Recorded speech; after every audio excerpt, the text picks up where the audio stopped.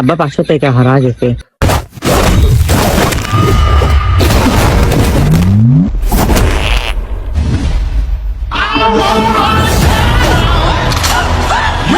কি কইছে তোমার মা? আপনি বলে ক্লাসে একদিন হাইকি দিয়েছিলেন। হাই বেয়াদব মায়া। শোন গান্দা, ভালো করে পড়াশোনা করবি আর কোনো আকাম কাম করে বেড়াস নি।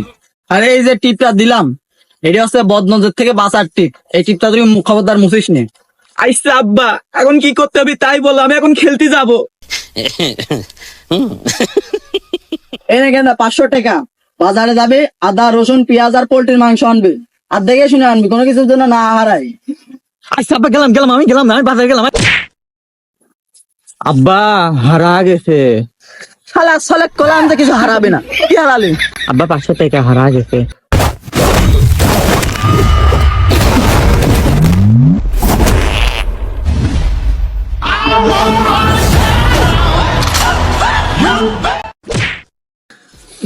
ডাক্তার সাহেব, আমার বাপ আমার খুব মারা মারে, একটা বড়ি দেন, খালি একটা। মারেছে? তোমার গায়ে তো কাটাকুটির দাগ পাচ্ছি না, কোনে মারেছে? ডাক্তার সাহেব, এ সে জায়গা না, এ দেখানোর মতো জায়গা না। গোয়ার সামনে তুলে দিয়েছে। পরীক্ষা করে দেখাবেন? আমার পরীক্ষা নেবেন? আমি তো কিছু করে আসিনি। এটি খালি পেটে খেয়ে নিস, রাফট।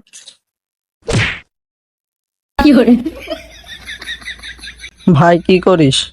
ভাই বাপে খুব মারেছে। ডাক্তার খালি পেটে বড়িটা খাতে বলিছিল, আমি ভুল করে ভাত খেয়ে ফেলেছি। তা এখন কি করিস? এই বড়িটা গোয়ার ভিতরে দিয়ে নিচ্ছি, যাতে ভাতের তলে পড়ে থাকে।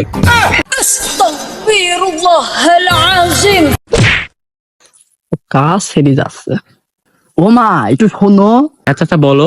তুমি ওই ভেগর মেয়ে না? হ।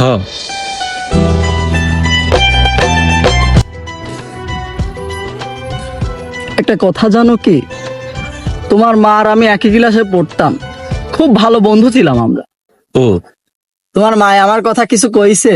আপনার নাম কি বাক্কার মাস্টার? হ। হ, কইছে তো।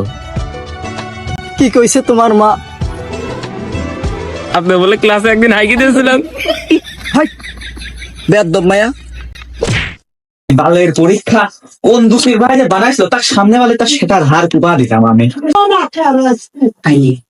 ওই দেখ যাইরো বাক্কার আমার সামনে রে। শোন গান্দা, আজকের পরীক্ষা যদি খারাপ হয় তাহলে তুই ভুলে যাস আমি কিরা। যা।